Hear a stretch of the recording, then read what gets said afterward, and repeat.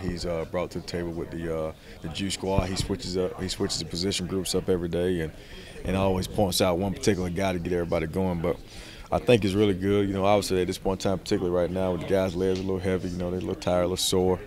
It's good to get the energy flowing before you go into practice, because a lot of times when you lack energy, you lack enthusiasm, you go into practice and you don't really pick it up until midway through it. We try to get the energy going, the juice flowing before practice starts, so we can start with it and sustain it.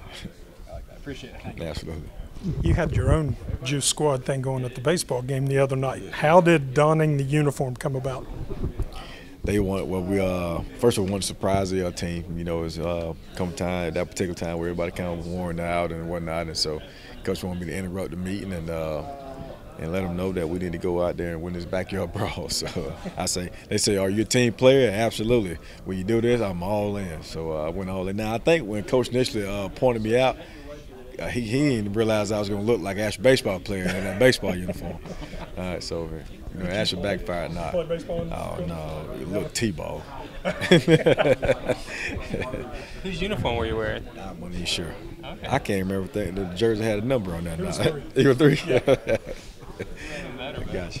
Even better. Anything new on the front? We talked about Letty about a week ago about picking up pass blocks and Letty Brown's done a great job this spring. He's he's been a guy that's been breaking tackles, making some plays forward. He's been pretty consistent throughout it.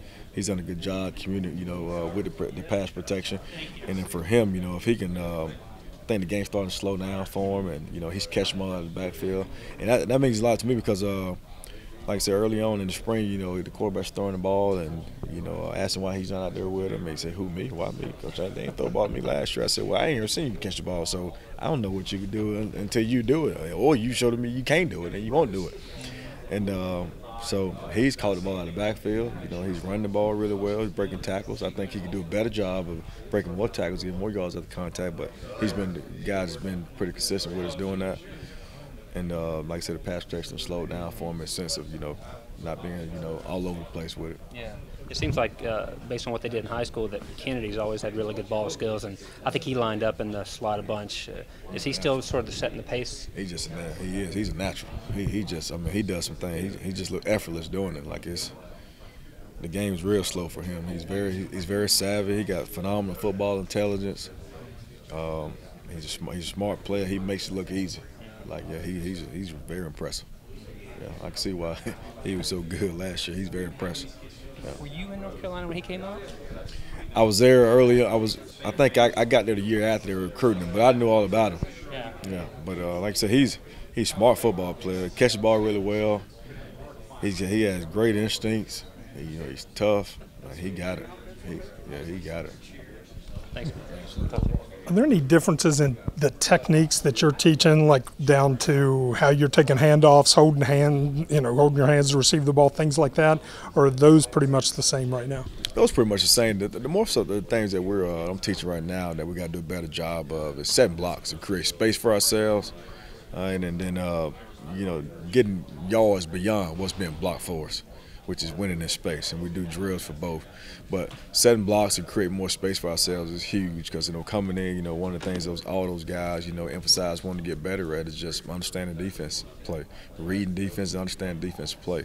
And so we talk about that a lot so we can get a lot of times, pre-snap ideas of where when we do get this football, if in the perfect world, where I would like to set this block up to go, so we're doing a better job, understanding how to set blocks, how to create space for ourselves, and now we've got to be consistent with, getting yards beyond what's being blocked, breaking tackles, making guys miss.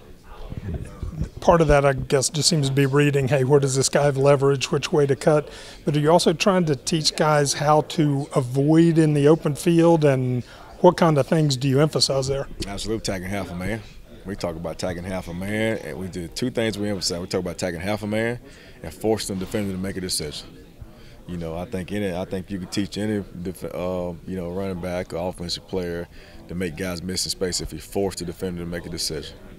And those guys. The attacking half a man, is that one side or the other? I'm going to make you move your foot on that side. Right, not running down the midline of a guy. Yep. And when you're attacking half a man, you will force him to make a decision. Defensive guys are going to always try to play you inside out, stay on your low hip, 2-4 shoot one way to go. And, obviously we talk about forcing defenders to make a decision. And if you can get him, if you can outrun him with speed, you outrun him. If he overplays you, we got to be able to, cut through what we call his weak shoulder. But those are the things that we're working on to help those guys be more creative in space, and when they get in space, take advantage of the big one.